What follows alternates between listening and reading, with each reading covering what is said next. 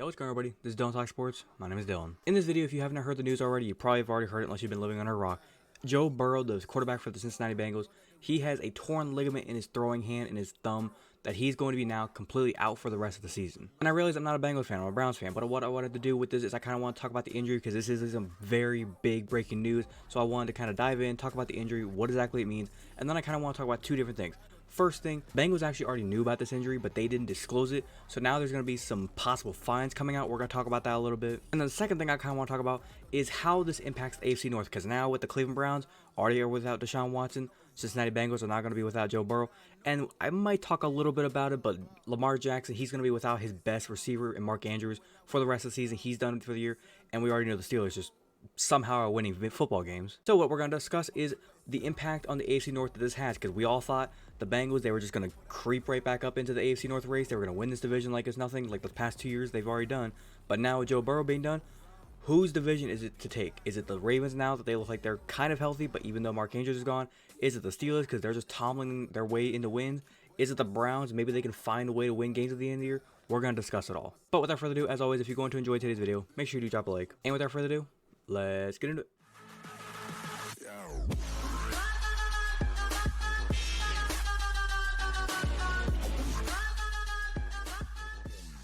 Alright, first things first, if you want to check out this tweet, I'll put it in the description. But this is a doctor off of Twitter that I pretty much trust now when it comes to all my medical news for players being hurt.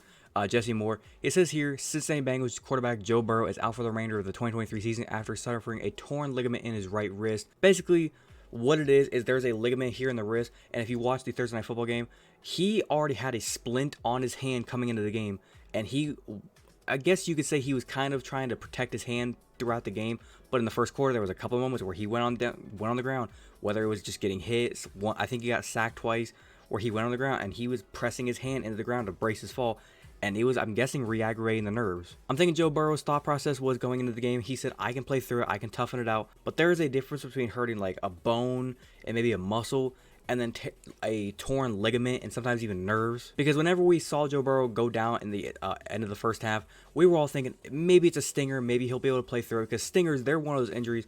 I've had them before. It's an injury that you cannot go through it, because with those nerves and it's firing like that, it is unbearable. If you need a better understanding, I'll put a picture up on screen so you guys can kind of see it there.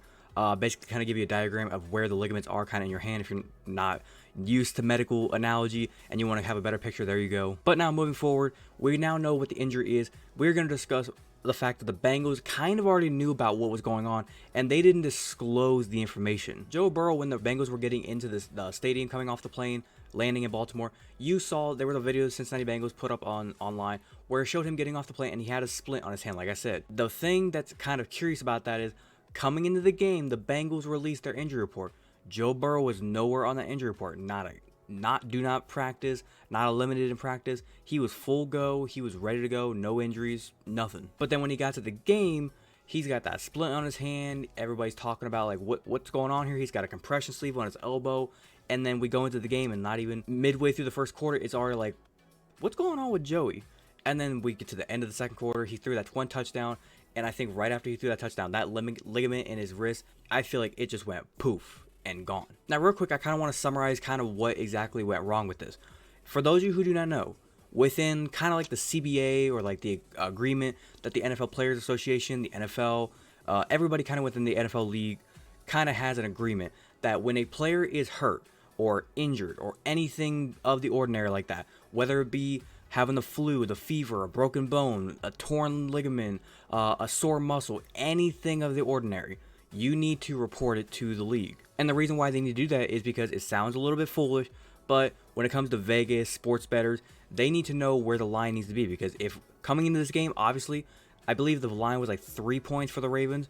If they would have known Burrow was hurt, they could have moved this line to about maybe like 5 points for the Ravens, because then they would have known, okay, if Burrow's hurt and then the chance of him not even playing, that would then give Vegas bettors a chance to go ahead and get that Ravens -5, because they would know, okay, if Burrow's not playing, that's easy -5 points for the Ravens, cash money, here we go. But the fact that they thought Burrow was going to be playing, they kept it at -3, I think, and then some people were able to say, I'm going to bet the +3 on the Bengals. Ravens will probably still win, but I think I could bet the +3 on the Bengals to kind of keep this game interesting. If I don't make any sense, long story short, the Bengals fucked up. They needed to release the injury report. And it says here at the bottom of this article, where there was a former team that did this back in the day, 2019, it says here, quote, the NFL fined the Pittsburgh Steelers $75,000 and coach Mike Tomlin $25,000 for violating the injury report policy by not accurately listing quarterback Ben Roethlisberger on the practice report before the team's Week 2 game against the Seattle Seahawks. And so many people online have been kind of talking about this, saying like, why does it matter if they list them or not? Every coach always throughout the week says, we're going to prepare for every single player. And I get that. They're going to say that because it's just something you say. But they do kind of need to know, because it'd be the same thing as like if I'm preparing to go up against this team. If right now, say the Browns and the Steelers right now, they're playing this Sunday. If right now we were, let's just say hypothetical, we were preparing our asses off to get ready for TJ Watt. We are not going to let this man wreck our game. We are putting all our focus into getting this guy to stay away from ever wrecking our game plan. And then we wake up Sunday morning and we see TJ Watt walking into the stadium on crutches. We're going to be looking around like, what happened? Now, the last thing I kind of want to discuss is the impact this has on the AFC North. Like I said a moment ago, we already have Deshaun Watson not playing. We now have Joe Burrow not playing. Lamar Jackson actually was a little bit hobbled in the game. For those of you who did not watch the Thursday Night Football game, he went out of the game for I think like a few minutes. He was hobbling around. I think he got taped up again, but he went back out there and he played the rest of the game. I've seen a lot of people talking about, is the Bengals done? Are the Bengals over with? You're going to look at this and I'm going to say they're probably done. And I'm being honest. I'm not being a biased Browns fan just hating on the Bengals. I've seen a lot of people also trying to say the Bengals still have a shot. Some people were even trying to say the Bengals have a better shot to win the division than the Browns do. I'm sorry, sir. Those people who are saying that, and I'm looking to you, Mike Tannenbaum from ESPN, you need to get off the fucking weed. I'm going to quickly say this. I think the Bengals are done. Could they get to 8-9, 9-8 by the end of the year? I think they could. I think their plan is they're probably going to have to get Joe Burrow surgery, but their thought process is, even if he could come back towards the end of the season, they're probably going to be already eliminated by then, so it's like, just rest them now. So right now, we're looking at this AFC North, and we're saying, okay, it's basically a three-man race. The Browns, the Ravens, the Steelers. What do the Browns have that could possibly help them get to the division win? You have an elite defense, a very good run game, and a quarterback that we know nothing about other than he had a horrible first start. We have a Steelers team that has a great defense.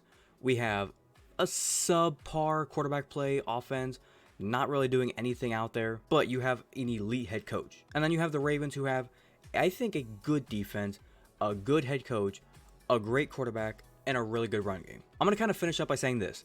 I'm going to say, if I had to predict the end of the year standings for the AFC North, I'm going to say Bengals will be like 7-10, 8-9. I'm not trying to be biased here, but I'm just being honest. 8-9 I can say for the Bengals. Browns, I can hope that we can get to like 11-6. Steelers will probably be like 11-6 as well, probably 10-7. And the Ravens are probably going to be like 12-5, probably by the end of the year. They're most likely going to win the division. It's going to be a tough race, though. It's going to be a tough race for that AFC North champion. But to kind of wrap it up, I'm going to say this.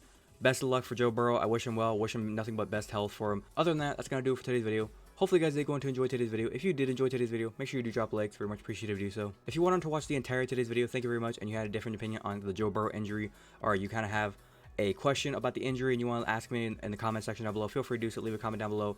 Or you just kind of want to talk about the Bengals playoff chances, let me know. If you're enjoying the content that I do post here, if you enjoy NFL news, breaking news, just updates whenever it comes to sports stuff in general, and you want to go ahead and hit that big red subscribe button, feel free to do so, and do not forget to hit that little notification bell to be notified the second I post. But without further ado, this has been Donald Talk Sports. Have a great rest of your day. Peace.